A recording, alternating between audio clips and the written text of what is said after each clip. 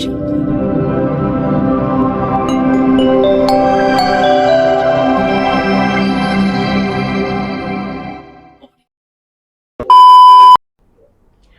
selamat lingkungan latai, salam sahujud keren Malempang, Om Swastiastu. Om Swastiastu. Halo Mas Dharma dimanapun berada, selamat bertemu kembali bersama saya Nacheriani di Bindu Kalteng Podcast. Ini merupakan program kerjasama antara Bidang Mimas Hindu pada kantor wilayah Kementerian Agama Provinsi Kalimantan Tengah bekerja sama dengan Pokjalu Agama Hindu Provinsi Kalimantan Tengah. Puja Angayu Bagia kita haturkan ke depan Tuhan Yang Maha Esa, Ide Sang Hyang Widiwasa, Ranjing Hatala Langit, karena atas asung kerta warna nugrahanya kita selalu diberikan kesehatan. Pada kesempatan yang indah ini sudah hadir di tengah-tengah kita Bapak narasumber, beliau adalah Bapak Dr. Agung Adi, SAG MSI, yang merupakan dosen aktif di Kampus Institut Agama Hindu Negeri Tampung Penyang, Palangkaraya. Baik, marilah kita sapa narasumber kita pada hari ini, Om Swastiastu, Pak. Bagaimana kabarnya, Pak? Selalu baik. Sehat selalu, Pak ya. Sehat selalu. Terima kasih, Pak, sudah menyempatkan waktunya untuk berbincang bersama kami di Bindu Kalteng Podcast. Pada kesempatan ini nanti kita akan membahas tema tentang Hindu dalam ragam tradisi lokal. Ya. Sebelum ke pertanyaan, yang kita ketahui bahwa Hindu di Indonesia hadir dalam beragam ekspresi tradisi lokal yang mencerminkan dialog antara ajaran normatif dan konteks sosial budaya di masyarakat.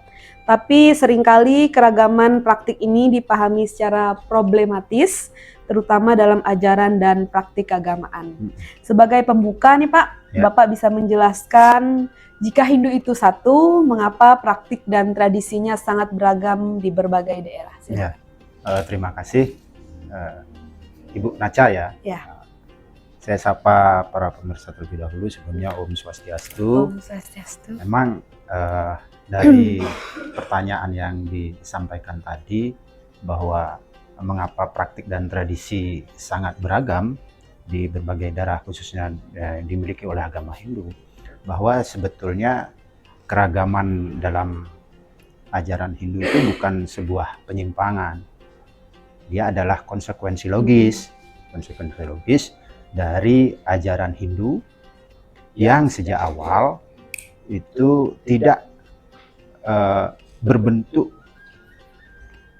tunggal. Nah, artinya keragaman itu memang dipelihara oleh Hindu.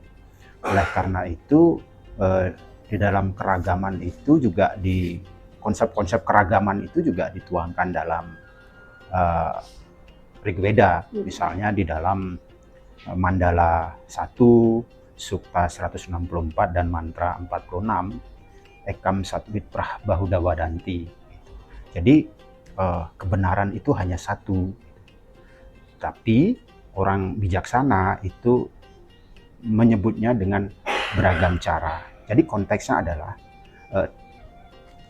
sloka itu hendak menegaskan bahwa tradisi-tradisi lokal yang berbeda itu merupakan merupakan kebenaran ilahi yang satu. Tetapi kita sebagai manusia memahaminya dan mendekatinya dengan beragam cara melalui tradisi-tradisi kita. Oleh karena itu tradisi-tradisi lokal ini sebetulnya adalah cara keberagamaan yang kontekstual, artinya menyesuaikan dengan lingkungan di mana Hindu itu tumbuh atau berada. Itu yang menyebabkan mengapa tradisi-tradisi lokal ini harus dijaga dan dilestarikan, karena dia juga menjadi pedoman hidup. Itu Baik, terima kasih Pak Agung sudah menjelaskan tadi tentang mengapa Hindu itu banyak beragam seperti itu Pak ya. Bagaimana kalau memandang tradisi lokal ini yang sangat kental ini dengan budaya setempatnya Pak? Kalau di Hindu itu kan sebetulnya tidak memisahkan agama dengan kehidupan sehari-hari.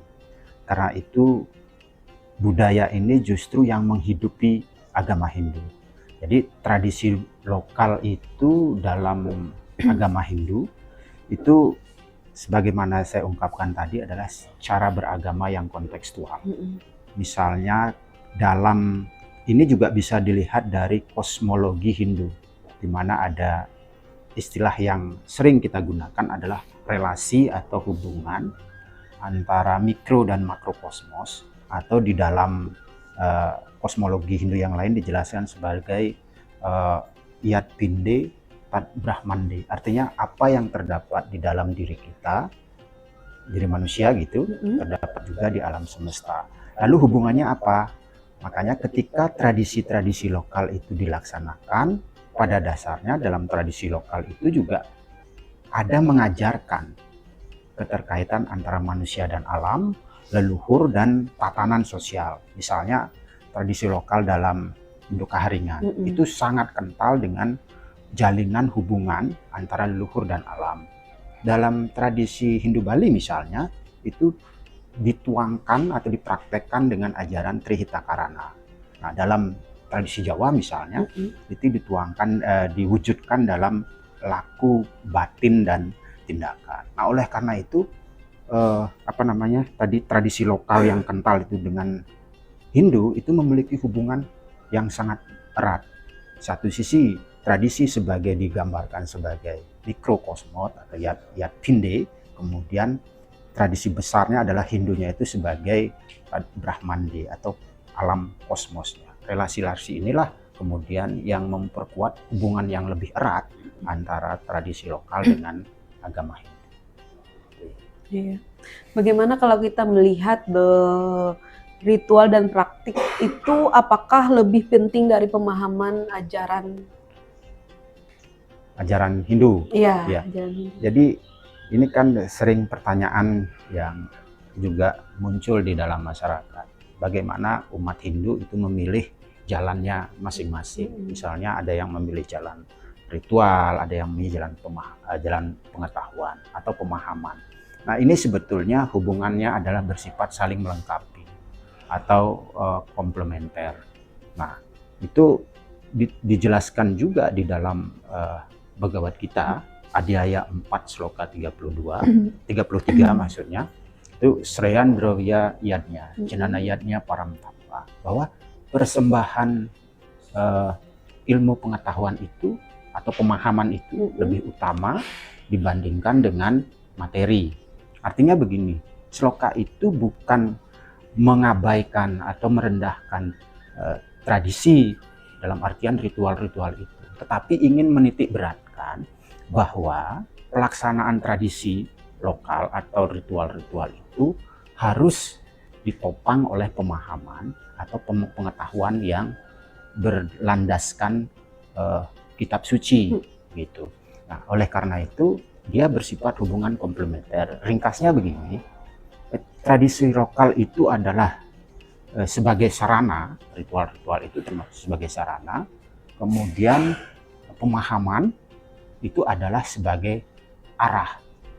Ringkasnya bahwa ketika ritual atau tradisi-tradisi lokal itu tanpa diketahui, tanpa memiliki pemahaman yang jelas dengan berkesadaran, maka tradisi itu akan kehilangan rohnya. Demikian juga sebaliknya, ketika pemahaman-pemahaman atau pengetahuan-pengetahuan itu tanpa tradisi, maka wujud praksis dari agama itu akan hilang. Nah, disinilah kemudian hubungan antara tradisi lokal itu dengan agama Hindu itu bersifat komplementer atau saling melengkapi. Saling melengkapi. Nggak bisa dia dilihat sebagai satu kesatuan yang terpisah. Tapi semua memiliki keutamaan. Sebagaimana tadi, ada satu sisi ritual tanpa pemahaman dia kehilangan rohnya, tapi juga ritual tanpa pemahaman tanpa ritual, wujud praksisnya itu akan hilang. Dia nggak punya wujud apa yang dilakukan. Jadi secara umum kita sebetulnya tidak bisa memisahkan itu, tetapi harus menyatukan itu dengan pemahaman-pemahaman yang setidaknya memunculkan kreativitas dalam tradisi lokal itu sehingga lebih bermakna. Tetap saling melengkapi Ya, sebenarnya, Pak, tetap ya, saling antara melengkapi tradisi dengan tradisi dengan agama itu sendiri. itu. Iya. Gitu. Apa sih menjadi tantangan terbesar, Pak, Ya. merawat keragaman tradisi Hindu ini? Ya, saya melihat Hindu itu sebagai sebuah pohon yang besar ya. Mm-mm. Ya, dia memiliki keragaman dan warna-warni gitu. Seperti taman yang luas gitu dengan warna-warninya. Jadi tantangannya sebetulnya ketika ada upaya untuk melakukan penyeragaman tradisi. Ya, itu sebagai tantangan utama. Ketika kita berupaya untuk melakukan penyeragaman tradisi, tentu ini akan membuat tradisi-tradisi yang lain itu menjadi terpinggirkan. Dia menjadi terpinggirkan. Oleh karena itu, erat kaitannya dengan tantangan itu sebetulnya bisa kita ambil makna dari Bhagavad Gita ketika berbicara tentang kewajiban. Artinya dalam dalam Bhagavad Gita itu dijelaskan pada Adhyaya 3:35 itu lebih baik melaksanakan dharma sendiri walaupun hasilnya tidak sempurna daripada melaksanakan dharma orang lain dengan hasil sempurna. Artinya begini, melaksanakan kewajiban sendiri seperti mempraktekkan tradisi lokal sendiri walaupun hasilnya tidak sempurna itu lebih baik daripada melaksanakan tradisi-tradisi orang lain yang hasilnya walaupun sempurna itu bukan sebagai sebuah kewajiban sebetulnya. Yang kewajiban kita adalah sebagai menjaga tradisi itu. Oleh karena itu sebagai tantangan kita adalah mari kita itu menegaskan atau membangun tradisi kita masing-masing itu tetap dalam konteks Hindu sebagai sebuah kewajiban dari kita semua umat Hindu yang memiliki latar belakang tradisi yang berbeda-beda. Kalau dilihat di Kalimantan Tengah ini, Pak, bagaimana bentuk tradisi yang ada, Pak? Bapak sudah berapa tahun di sini, Pak? Saya sudah dari 2006. 2006, Pak, ya? Ya, sampai sekarang 2026. Hampir 20 tahun. 20 tahun, nyaris, Pak, ya?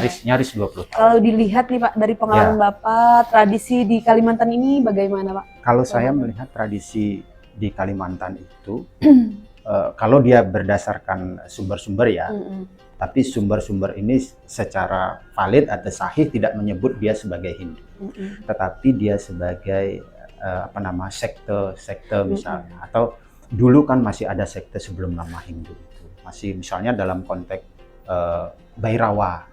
Bhairava itu ada istilah ciri Hindu itu adalah ciri Bhairava itu adalah dia mempersembahkan darah, kemudian daging, apalagi itu darah, daging, terus minuman-minuman itu sebagai bentuk persembahan atau sebagai bentuk korban. Nah, ketika ciri-ciri ini ada, itu adalah bagian dari tradisi itu sebetulnya, tradisi Hindu. Walaupun dalam tradisi itu dia tidak menyatakan sebagai Hindu, tetapi dalam perkembangan yang lain, mungkin di podcast yang lain kan sejarah-sejarah itu membentuk dia, ciri-ciri itu membentuk bahwa identitas tradisi Hindu itu ini loh. Jadi dia dalam konteks ini tradisi lokal yang ada di Kalimantan Tengah, khususnya Kaharingan, itu sebetulnya identik dari ajaran Hindu, khususnya Bhairava dan Siwaism. Apalagi dibuktikan dengan sejarah temuan di Kalimantan Timur, misalnya, itu lebih pada penegasan dalam konteks sejarah bahwa penyebaran Hindu di era sebelum abad keempat bahkan itu sudah terjadi dengan ciri-ciri seperti itu. Kalau Bapak melihat nih atau mengkaji nih untuk tradisi di Kalimantan Tengah dengan di Bali itu berbeda, Pak, ya? Apa sama, sedikit, jauh? Nah, itu yang menjadi catatan bahwa ketika tradisi dalam artian kulit luarnya itu hanya dilihat dalam bentuk perbedaan. Misalnya di Bali ada upacara Naben, di sini ada Tiwah. Itu kan bentuk luarnya berbeda, tetapi prinsip dalamnya adalah sama. Tapi tujuannya sama seperti itu, Pak, ya? Tidak hanya masalah tujuannya, tetapi dia nilai dalamnya nilai terdalam yang sama. Nilai terdalam itu maksudnya apa? Dia ada pemujaan, dia ada keharmonisan, dan ada nilai spiritualnya. Oleh karena itu ketika membentuk ingin melihat kita kesamaannya adalah pada nilai di terdalamnya, bukan nilai terluarnya. Misalnya terluarnya itu sarana kan, Iya, sarana kan mungkin berbeda Pak ya, sedikit. Tapi nilai terdalamnya apa? Di sana ada etikanya, ada spiritualnya, ada tatanan sosialnya. Oleh karena itu kesamaannya di mana? Hubungan yang erat. Hubungan tertinggi itu hubungan yang erat antara alam, leluhur, dan alam semesta ini. Tuhan, leluhur, dan alam semesta ini. Dalam Hindu Keharingan misalnya, pemujaan kepada leluhur dan alam kan sangat menonjol. Nah, oleh dalam Hindu Bali misalnya, konsep Trihitakarananya itu menjadi wujudnya di hubungan manusia dengan Tuhan, manusia dengan manusia, dan manusia dengan alam. Pun demikian dengan tradisi Jawa, dituangkan dengan bentuk laku, batin, dan etika kehidupan. Itu kan semua terpusat pada nilai di balik simbol-simbol yang selama ini kita gunakan. Selama ini kan kita hanya berhenti pada praktiknya, praktik, simbol, dan kebiasaan-kebiasaan itu. Kita secara kasat mata, keseharian kita hanya melihat itu. Tentu pasti ada perbedaan karena kita berkembang di wilayah yang berbeda. Tetapi nilai terdalamnya di situ ada kesamaan.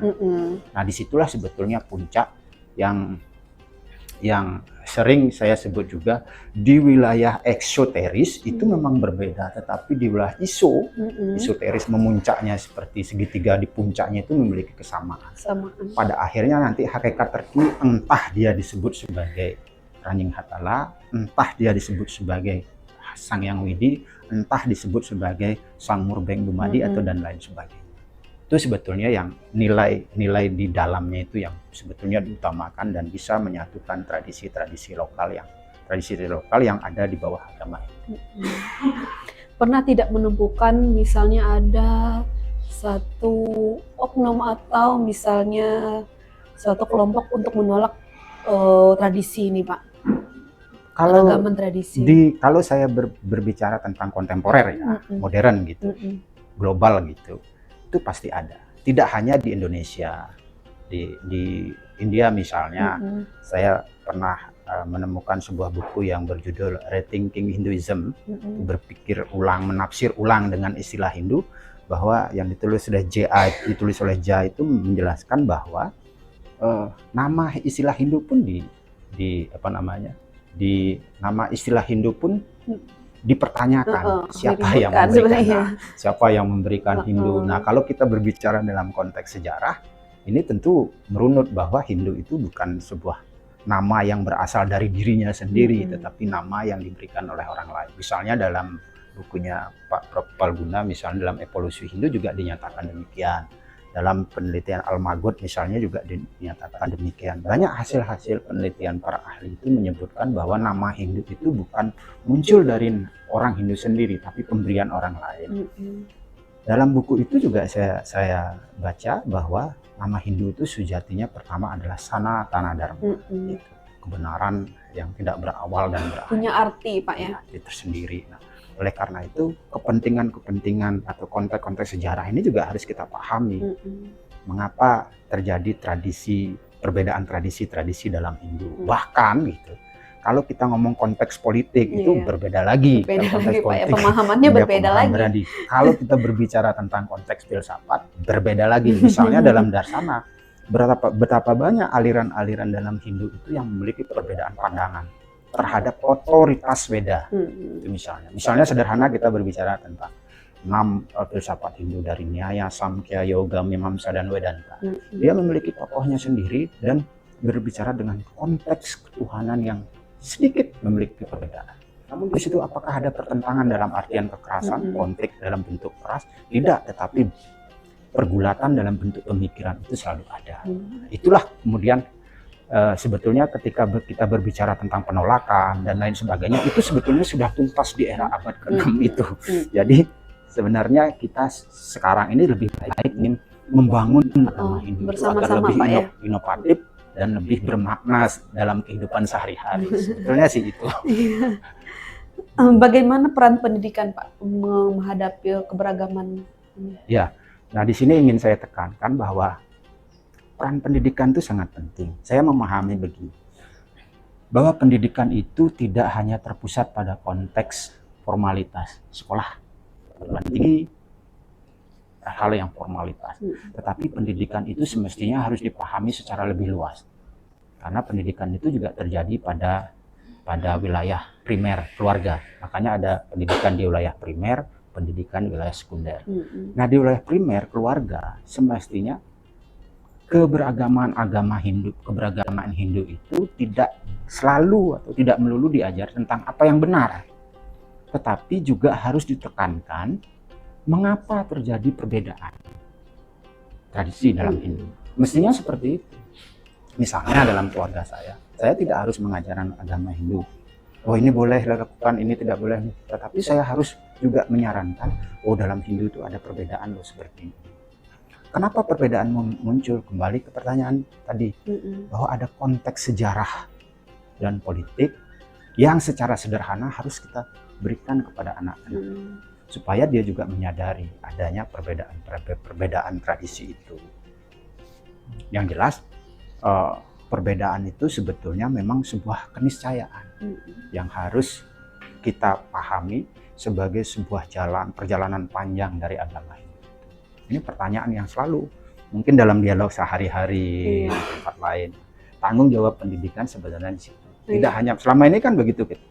Oh, Trikaya Parisuda begini. Artinya apa? Kita hanya mengajarkan konteks apa yang benar. Tetapi jarang sekali kita masuk pada konteks mengapa berbeda tradisi itu. Misalnya, makanya kemampuan kita sebetulnya di era modern ini dengan banyaknya tradisi-tradisi lokal yang tergabung dalam Hindu harus saling memahami mengapa terjadi ada perbedaan tradisi maksudnya, perbedaan tradisi di dalam agama Hindu. Nah, oleh karena itu perbedaan tradisi itu sebagai kulit luarnya saja, tetapi tampilan di dalamnya memiliki kesamaan dan keserupaan, mewujud pada satu kebenaran ilahi. Tetapi kalau misalnya dalam pendidikan ini untuk menghadapi keberagaman ini, apakah Bapak nih sebagai pendidik nih Pak punya seperti tantangan seperti itu Pak? Ya, tentu tantangannya tantangan itu sangat di daerah di luar ya, di luar Bali begitu kan. Belum ketika kita berbicara tentang Kalimantan misalnya, masing-masing das punya tradisi, daerah aliran sungai pada disi, bahkan khususnya di Kalimantan Tengah ini Pak ya. Bahkan penyebutan nama Tuhan yang berbeda.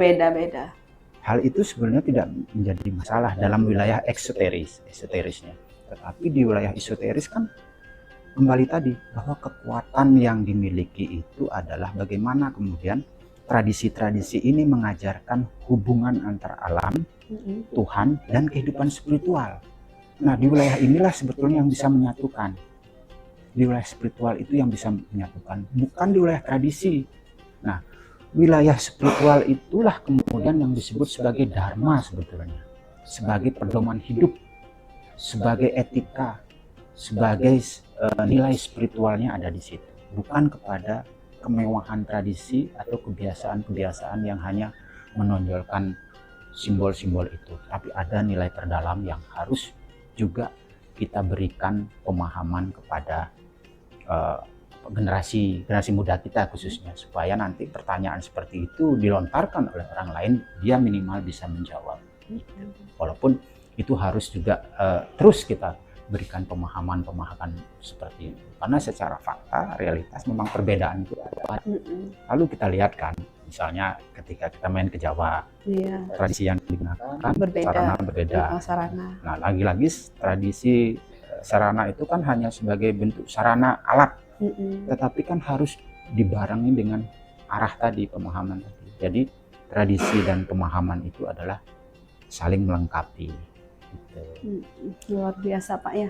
Berarti tergantung pada budaya masing-masing, di das masing-masing menerima tentang tradisi itu Pak. Iya, betul.